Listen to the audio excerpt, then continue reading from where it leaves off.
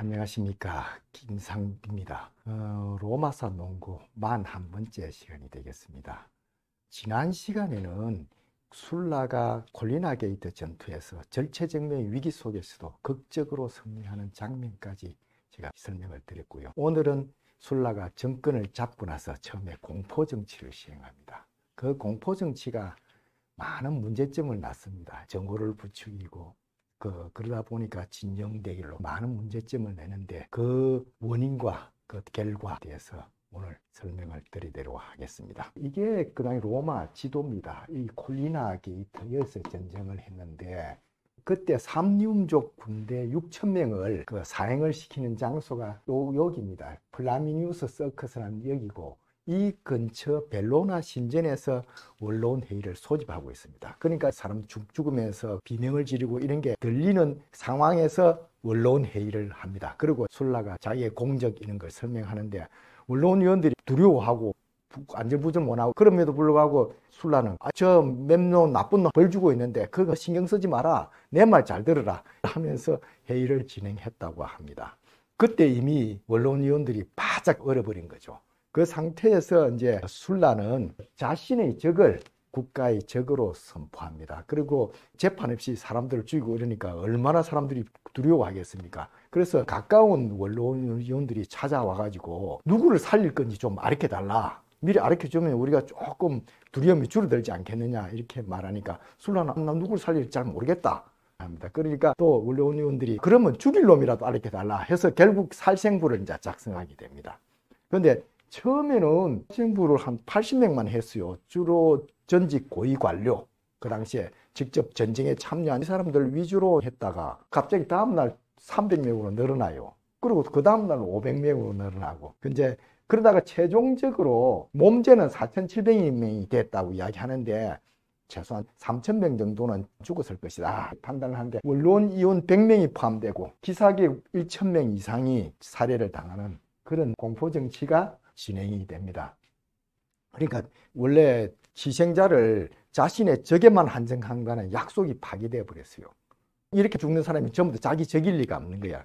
요거는 이제 어떤 거냐 하면, 처음에 80명 정도 되니까 사람들 안심하지 않습니까? 그런데 갑자기 300명, 500명으로 늘어나는데 어떤 사람이 자기가 처음에 빠졌다고 희낙낙하다가 갑자기 가보니까 자기 이름이 있는 거야. 그러니까 놀래가지고 얼굴을 훔치면서 돌아가는데 바로 뒤에 살해자 쫓아줘. 그 자리에서 죽는 일이 벌어졌어요. 그 사건을 그 그림으로 그려놓은 거예요. 그러니까 이제 공포를 굉장히 증폭했는데, 이제는 죽은 사람의 경우에 그 사람만 죽은 게 아니고 재산까지도 뺏어버렸어요. 그러다 보니까 형제간, 이웃간 갈등과 공포를 이야기합니다.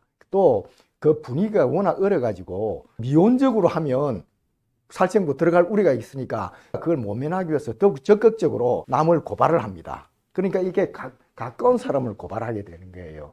대표적인 사람이 가틸리나라는 사람인데 자기 처남들을 고발하고 그 재산을 자기가 차지하는 그런 일이 벌어집니다. 이 사람은 한 20년 후에 키케로와와 정적이 되는 사람입니다. 가까운 사람을 고발하고 그 재산을 가지는 일이 벌어지니까 만인 대 만인의 투쟁 상태가 되어버린 상황이 옵니다. 그리고 대부분 희생자는 돈 있는 상류계층이었어요.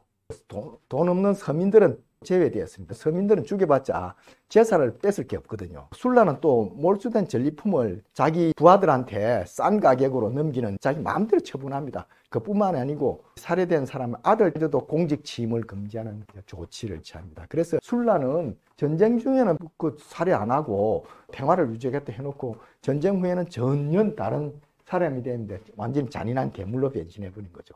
그 살상자가 늘어난 이유는 이제 아까도 잠시 말씀드렸지만 강력한 인센티브가 있었어요.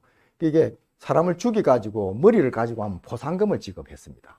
또 죽은 사람들은 재산은 갱매에 들어가는데 그때 죽인 사람이 우선적으로 낙찰받도록 줬어요. 그러다 보니까 서로 죽여가지고 재산을 차지하려는 상황이 벌어집니다. 특히 그 로마는 그렇다 치더라도 지방 같은 경우는 살해 기준이 변경됩니다. 그 술라의 적이라고 명확히 되어 있는데도 그쪽에 간 선임 군관의 재량에 맡겼는데 그 규칙이 재량으로 되어 보니까 누구든 희생양이 될 가능성이 생겨버립니다. 특히나 그 재산을 뺏게 되니까 이게 수익 창출 사업이 돼버린 거예요. 직접 칼 들고 반술라 행위를 한 사람뿐만 아니고 상인이나 은행가 등 물질적 도움을 준 사람들이 쭉 타겟이 됩니다. 그래야 이 사람들 재산을 많이 확보할 수 있으니까 술라의 의도는 그 로마 지배 계급 재편에 있었다고 보면 됩니다. 자기 부하와 지지자들이 부자가 돼 가지고 새 지배계층이 될 수 있도록 하는 그런 조치를 했다고 보면 될 겁니다. 기존 지배계층을 제거하기 위해서 공포와 재산 몰수를 조장했다 보면 될 것 같은데, 그 우리가 잘 아는 삼두 정치의 한 축이 된 크라수스 같은 경우는 전국을 돌면서 재산을 축적합니다. 가는 지역마다 누가 반술라 행위를 했느냐 탐문해가지고 뭐 그 중에서 뭐 재산이 없는 사람은 놔두고 재산 있는 사람은 과감하게 뺏고 살해하면서 로마 최고의 부자가 됩니다. 그리고 에트루리아 이런 데서 그 대규모 땅을 뺏어가지고 그 술라 참정 군인 사람들 나눠주고 정착을 시킵니다. 그러니까 술라의 지지자들을 확고한 경제적 그 수단을 가질 수 있도록 해준 겁니다. 에피소드 중에 하나가 율리우스 카이사르도 죽을 뻔했는데, 카이사르는 킨나파의 거두였 킨나의 딸과 결혼을 합니다. 그러면서 대신관이 되는데, 이제 대신관도 취소해버리고 킨나의 딸과 이혼을 하라고 이제 술라는 경고를 합니다. 물론 킨나파와 정략 결혼한 건 다 그 살려면 이혼하라 해가지고 많은 사람이 따랐는데, 그때 카이사르는 어리기도 하고 객기도 있고 그러니까 나 이혼 못한다 이렇게 버텨버렸어요. 그래서 도망을 갔는데 사람들이 추적해 올 거 아닙니까? 그리고 굉장히 위태로운 상황에 처했을 때 자신의 어머니하고 외삼촌은 친술라파였고 술라하고 굉장히 가까웠어요. 그래서 그 도움으로 사면을 받습니다. 그 카이사르는 집안이 좋았죠. 술라는 사면을 하면서도 굉장히 아쉬움을 표명했는데 이런 말을 합니다. 당신들 좋을 대로 그자를 데려가시오. 다만 이 친구가 언젠가는 당신들이 나와 함께 지켜온 귀족층의 대의에 치명타를 날릴 거란 점은 기억하시오. 그 카이사르 안에는 마리우스가 여러 마리 들어 있습니다 했다 그럽니다. 그러니까 이 친구가 마리우스파다, 나중에 우리한테 큰 위기를 가져올 놈이다 하면서 풀어줬는데, 그게 나중에 카이사르한테는 이제 민중파로 만드는 계기도 됐었던 것 같습니다. 공포 전체의 원인을 보면 첫째가 콜리나 게이트 전투에서 너무 치열한 전쟁을 했어요. 자기도 죽을지 모르는 상황까지 몰리면서 전쟁을 치르다 보니까 정적을 진짜 외국의 적처럼 대한 거예요. 그 당시 전쟁 관행은 승리자가 생사 여탈권을 가지는 게 당연했어요. 근데 그걸 공화정 내부에 그 반대파한테도 그걸 적용하는 게 옳았느냐? 적용하고 나면 이제 공화정이 안 되는 거야. 죽기 살기로 딸려드니까 이게 이제 술라는 나름대로 협상 기회를 나는 충분히 주었다 너한테. 그 내가 평화 외쳤는데도 너가 안 따라왔지 않느냐? 그러니까 불응한 자는 처벌하는 것이 당연하다 이런 주장을 했다고 합니다. 두 번째는 1차 로마 공격 때 술라가 굉장히 온건한 처리를 합니다.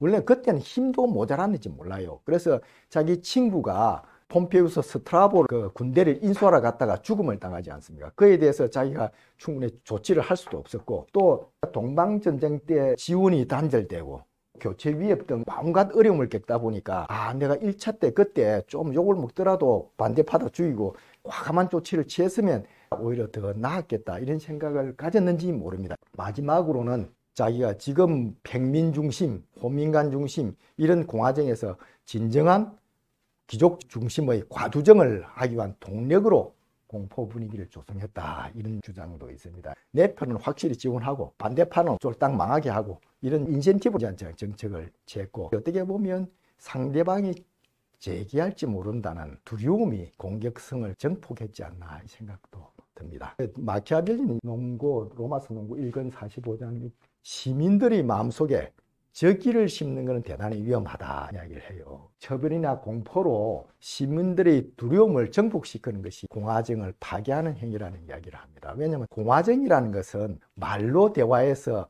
문제 해결을 하는 시스템이지 않습니까? 이게 폭력으로 했으니까 이 시스템을 깨버린 거예요.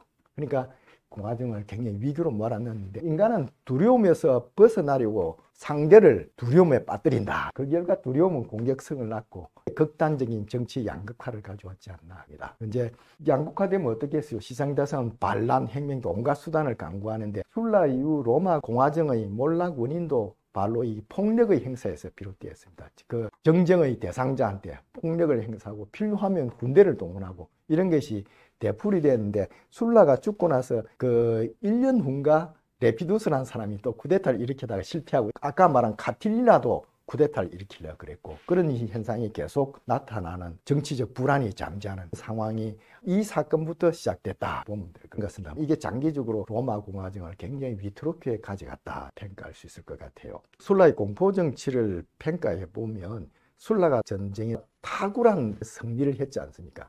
또 엄청난 권력을 가지게 됐고 그럼에도 불구하고 관용 부족으로 로마를 더 불안한 도시로 만들어버렸다. 거의 사후에 진영 대결이 격화되고 쿠데타와 공포정치가 되풀이 됐지 않나 하는 생각이 들고 최고의 근자에 오르고 엄청난 부자가 됐고 또 뭐 각종 칭송 기념비가 무슨 소용이 있습니까? 다 물컵되고 역사에서는 희대의 악인으로 취급을 당합니다. 근데 물론 키에베니 같은 사람은 마지막 공화주의자 이런 책에서 술라를 상당히 미화는 하지만은 공포 정치는 이거는 용서할 수 없는 걸로 표현을 합니다.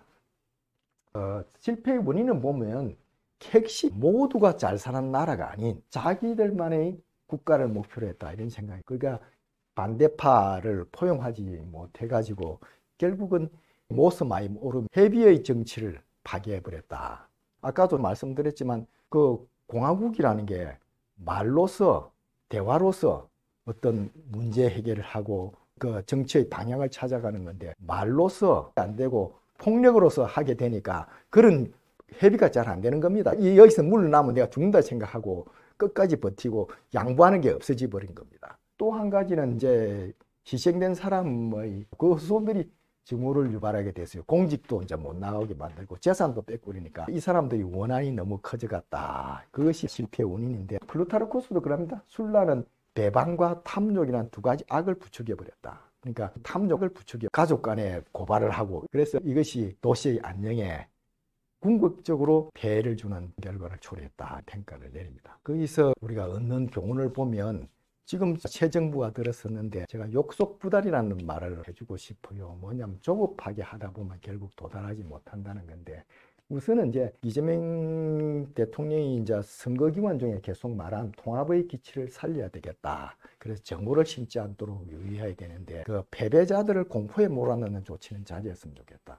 왜냐하면 문정부 같은 경우에 적폐청산 이렇게 온 조직에 적폐청산위원회 만들고 그래서 조사를 광범위하게 해나갔던 것 같습니다. 그래서 1,000명을 수사하고 200명을 구속하는 이런 그 조치를 취해왔는데 이런 것이 엄격하게 핀셋 조사가 가기 위해서는 시간도 필요하고 수사 대상도 축소하고 이런 게 좀 필요할 것 같습니다. 그러니까 양보다 질로 가야죠. 어떤 경우에는 수사원 이런 사람들은 실적을 내기 위해서 빨리 양의 숫자를 정복시키는 이렇게 해서 면피하려는 경향도 없지 않아 있습니다. 그러다 보니까 실제로 관계없는 이제 선의의 피해자가 나오는 현상이 발생하는데 그러니까 시간이 걸리더라도 확실한 증거를 잡아서 범법자를 부끄럽게 하는 그런 이제 조치를 해야 되지 않나 생각됩니다.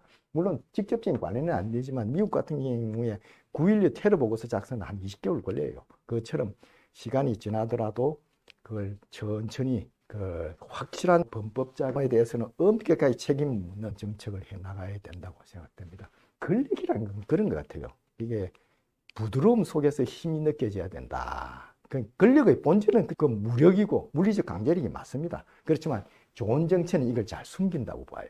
좋은 표현인지 모르지만 이미자 노래도 보면 굉장히 부드러운데 간간히 힘이 느껴지지 않습니까?